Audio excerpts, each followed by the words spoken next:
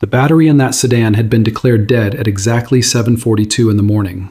Not weak, not low, dead. The mechanic wrote it down on the work order with a thick black marker, circled the voltage reading, and slid the clipboard across the counter like the case was already closed. Replacement recommended. No further testing required. That's how most battery stories end, quietly, without debate. But later that same afternoon, the same battery turned the engine over. Slow at first, then steady, then strong enough to start the car.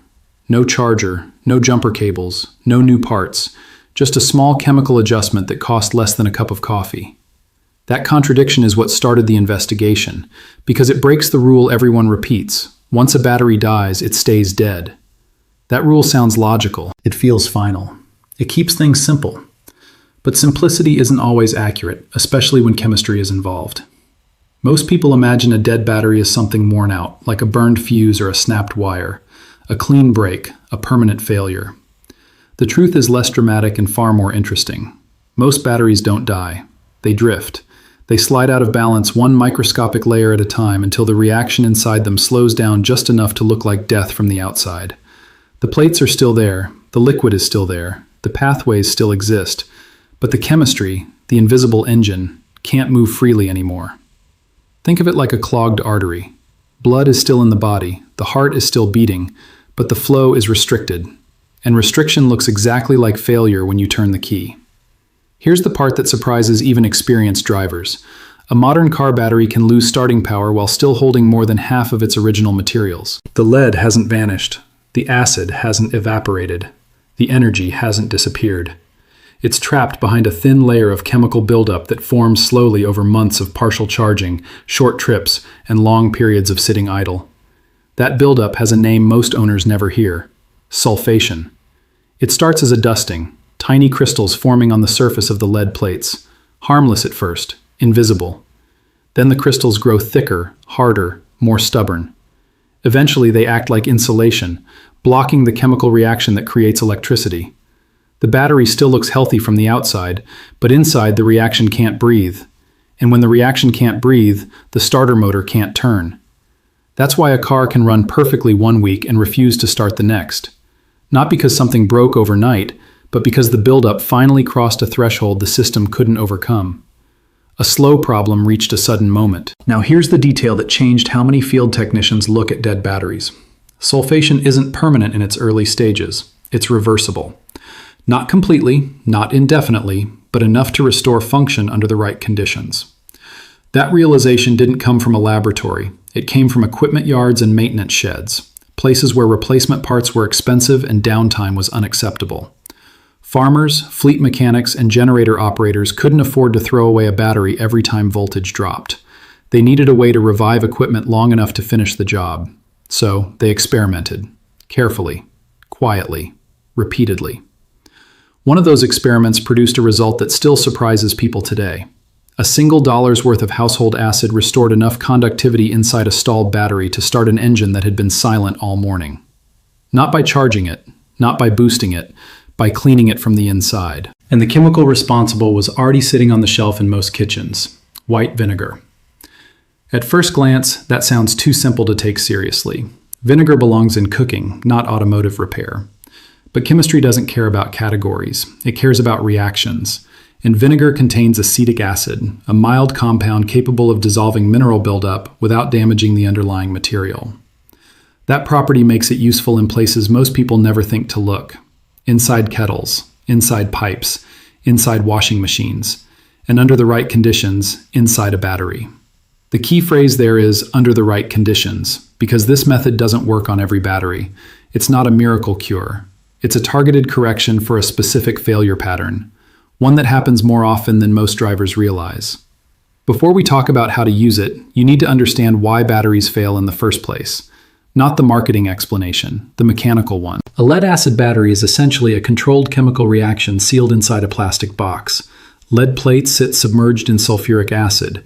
When the battery discharges, those plates slowly convert into lead sulfate while releasing electrons, the electricity that powers your starter motor. When the battery recharges, the reaction reverses. The sulfate dissolves. The plates return to their original form. The cycle repeats hundreds of times over the battery's life. But the cycle isn't perfect. If the battery stays partially discharged for too long, during winter storage, infrequent driving, or repeated short trips, some of that sulfate hardens into crystals that refuse to dissolve during normal charging. Those crystals cling to the plates like barnacles on a ship hull, and once enough of them accumulate, the reaction slows to a crawl. Voltage drops, current weakens, starting power disappears. From the outside, the battery looks dead. From the inside, it's suffocating. That distinction matters because suffocation can sometimes be reversed. Here's where the $1 chemical enters the story. Acetic acid interacts with lead sulfate in a way that loosens the crystal structure. It doesn't dissolve everything instantly. It nudges the buildup back toward a form that can participate in the normal charge cycle again. Think of it as scraping frost off a windshield, not rebuilding the glass, just clearing the obstruction. In controlled field tests, small amounts of vinegar restored measurable voltage in batteries that had been inactive for months. The effect wasn't permanent, but it was predictable enough to become a standard emergency procedure in remote locations. And one of those tests produced a moment nobody in the shop expected. Because the battery didn't just recover. It recovered faster than the replacement unit sitting next to it. That result forced technicians to rethink something they had accepted for years, that replacement is always the fastest solution. Sometimes correction is faster. Sometimes understanding the chemistry saves more time than swapping the hardware. But the success of this method depends on preparation, and this is where most attempts fail before they even begin. The condition of the battery determines everything. If the casing is swollen, the internal plates have likely warped from heat. No chemical can fix that. If the sides are cracked or leaking, the structural seal is broken. Again, replacement is the only safe option. But if the battery looks intact, no bulging, no cracks, no strong sulfur odor, then the internal components are usually still stable. That stability creates an opportunity, and that opportunity is what we test next. The first step isn't adding anything, it's observing. Look at the top of the battery. Dust, corrosion, and moisture can create tiny electrical pathways that drain power even when the car is off. Cleaning the surface with a dry cloth removes that hidden leak. It sounds minor, but in one fleet maintenance record, surface cleaning alone restored enough current to start a delivery truck without any chemical treatment at all. Small details matter more than dramatic actions. Once the exterior is clean, disconnect the negative cable, then the positive. That order prevents accidental sparks if your tool touches the frame. Place the battery on a flat surface with good airflow, not because it's dangerous, but because gases released during chemical reactions disperse more safely in open air. Now comes the moment that reveals the battery's true condition. Remove the caps covering the individual cells. Inside each opening you'll see liquid, the electrolyte, sitting above the lead plates. That level tells you how the battery has lived its life. A low level suggests evaporation or neglect. A healthy level suggests normal operation. But the most important detail is whether the plates are still submerged. If they're exposed to air, the reaction stops. No liquid, no current, no start. And this is where the story takes an unexpected turn, because in one field test, technicians discovered something strange inside a battery that refused to start. The liquid level looked normal. The voltage reading looked hopeless. Yet the plates themselves were still physically intact. Nothing was broken. Nothing was burned. The reaction had simply stalled. And that stall is exactly what the $1 chemical was designed to address. But before adding it, there's a small measurement step most people skip. A step that determines whether the method works in minutes or fails completely. We'll get to that in the next segment, because it explains why some batteries respond immediately, while others sit silent no matter what you pour into them. The missing step turned out to be voltage stabilization, something so simple it almost looked unnecessary on paper, yet it changed the outcome of the entire process.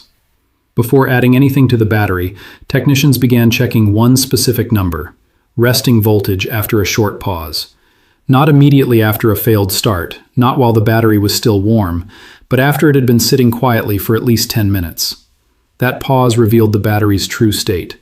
If voltage bounced back slightly on its own, even by a few tenths of a volt, the internal chemistry was still alive. Weak, yes. Sluggish, definitely. But alive. That tiny rebound meant electrons were still moving through the plates, and movement meant recovery was possible. If the voltage stayed flat, completely motionless, the plates were usually too damaged to respond. That single observation saved hours of trial and error in equipment yards across the country. It separated recoverable batteries from hopeless ones before a single drop of liquid touched the cells, and it explained why some attempts succeeded instantly while others never showed progress. Now the process begins. With the battery resting and the voltage checked, remove the caps again and look carefully into each cell. The liquid should cover the plates but not reach the very top of the chamber. If the level sits too low, add a small amount of distilled water first, just enough to submerge the plates. Not tap water, not bottled mineral water. Distilled. That detail matters because tap water carries dissolved minerals that can interfere with the chemical reaction inside the battery. Over time, those minerals form deposits on the plates, creating the very obstruction you're trying to remove. Distilled water contains almost nothing but pure H2O, so it restores volume without adding contaminants. Once the plates are covered, measure the vinegar. 1 tablespoon per cell. Not estimated, not guessed, measured. The difference between success and failure often hides in that small level of precision. Use a syringe, measuring spoon, or narrow funnel to add the liquid slowly into each chamber. As the vinegar enters the electrolyte, you may notice a faint fizzing sound, soft, almost like carbonation escaping from a soda bottle. That sound signals the beginning of the reaction. Tiny bubbles form on the surface of the plates. Crystals loosen. Conductive pathways reopen. Nothing dramatic happens yet. The battery doesn't suddenly come back to life. The process is quiet, gradual, almost invisible. But inside the case, chemistry is shifting back toward balance. After adding the vinegar, reinstall the caps loosely and let the battery rest for 15 to 20 minutes. This waiting period is not wasted time. It allows the acetic acid to interact with the sulfate layer without interference from electrical load. Think of it as letting a cleaning solution soak into a stained surface before wiping it away. The longer the contact, the more effective the reaction, up to a point. And that point leads directly to the most common fail point in this entire method: overcorrection. It usually happens when someone grows impatient during the waiting period. The battery still looks lifeless. The voltage reading hasn't changed much, so they assume the dose was too small and add more vinegar. That second addition feels logical, it feels proactive, but chemically it pushes the electrolyte outside its ideal range. Too much acetic acid dilutes the sulfuric acid concentration, weakening the reaction instead of strengthening it. Voltage drops further, and the battery appears permanently dead, not because the method failed, but because the balance was disturbed. Precision wins, excess loses. Another hidden trap involves agitation. Some people shake or tilt the battery to mix the liquid faster. That motion can dislodge sediment from the bottom of the cells and redistribute it across the plates, creating new blockages. The reaction works best when the liquid remains undisturbed, allowing gravity and diffusion to do the mixing naturally. So, the rule is simple: add once, wait patiently, leave it alone. Now we move to the moment everyone anticipates: the field test. A mid-sized pickup truck had been sitting behind a warehouse for nearly 5 months. The owner used it seasonally, mostly for hauling equipment during summer projects. When winter ended and the key finally turned again, the engine produced a single, dull click. No crank, no turnover, just silence. The battery measured 10.1 volts, far below the threshold needed to start the engine. The headlights glowed weakly, casting a pale yellow beam that faded within seconds. Classic symptoms of sulfation after long storage. The battery casing looked healthy. No swelling, no cracks, no leakage. Electrolyte levels were slightly low, but still covered the plates. That combination made it a strong candidate for chemical correction. The surface was cleaned, the cables were disconnected, the battery rested on a wooden bench in open air. 1 tablespoon of white vinegar was added to each cell. Caps were placed back on loosely, and the timer started. For the first 10 minutes, nothing changed. The voltmeter needle hovered stubbornly at 10.1 volts. The battery looked just as lifeless as before. Anyone watching might have assumed the experiment failed. Then, around the 12th minute, a faint sound emerged. A soft, crackling noise from inside the case. Not loud, not alarming, just the quiet hiss of gas escaping as chemical activity resumed. The needle twitched. 10.2 volts. A small movement, barely noticeable but unmistakable. 2 minutes later it climbed again, 10.4 volts. The rise continued in slow, steady increments, each fraction of a volt signaling that the reaction was rebuilding itself layer by layer. The change wasn't dramatic, but it was persistent, like a stalled engine gradually warming back to life. At the 20-minute mark, the reading reached 11.2 volts. Still below normal, still weak, but no longer dead. The cables were reconnected, positive first, negative second.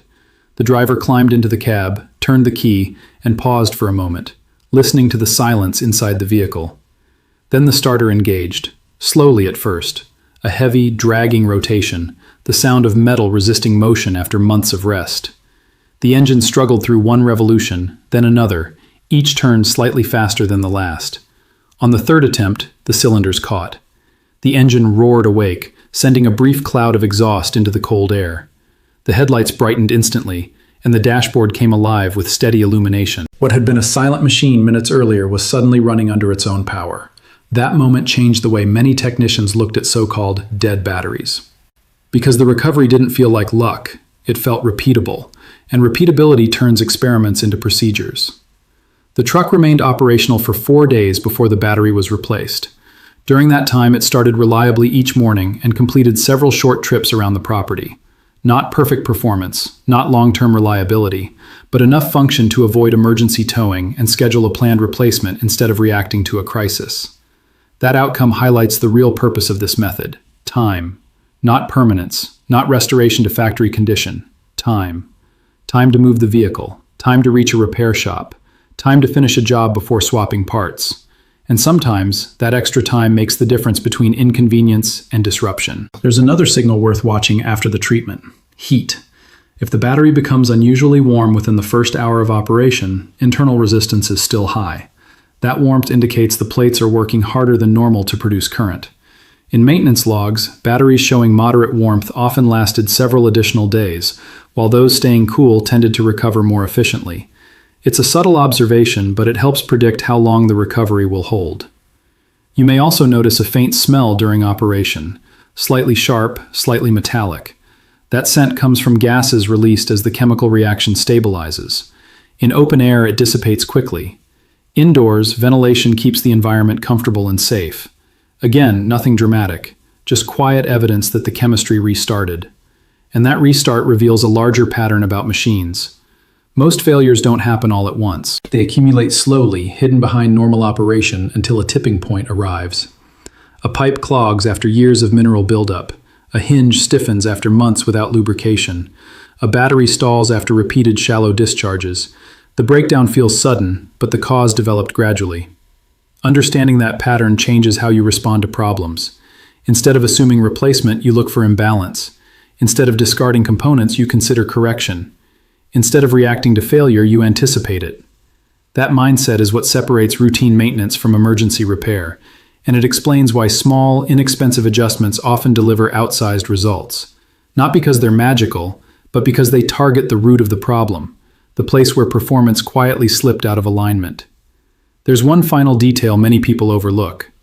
After the battery starts successfully, drive the vehicle for at least 20 minutes without shutting the engine off. That continuous run allows the alternator to recharge the cells fully and stabilize the chemical reaction. Short trips immediately after recovery can reverse the progress, sending the battery back into partial discharge and restarting the sulfation cycle. Momentum matters in chemistry as much as in mechanics. Once the reaction resumes, it needs time to strengthen. Give it that time and the system holds together longer than expected. Ignore it and the recovery fades faster than it should. That lesson applies far beyond batteries. In plumbing, a small flush prevents major blockage. In engines, a short warm-up prevents long-term wear.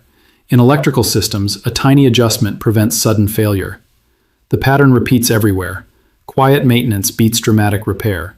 So keep this method where you keep the rest of your practical knowledge, not as a permanent fix, but as a contingency. A way to restore motion when a machine stalls at the worst possible moment. A reminder that chemistry, not hardware, often decides whether equipment keeps working. Because sometimes the difference between stranded and moving again isn't a new part, it's a measured correction, a small shift, a $1 change applied at exactly the right time. There's another case file worth opening next, one involving battery that looked perfectly healthy, but drain overnight while the car sits parked. No lights left on, no obvious faults, just a steady loss of power that repeats every morning. The cause hides in a place most drivers never check. Find that file next.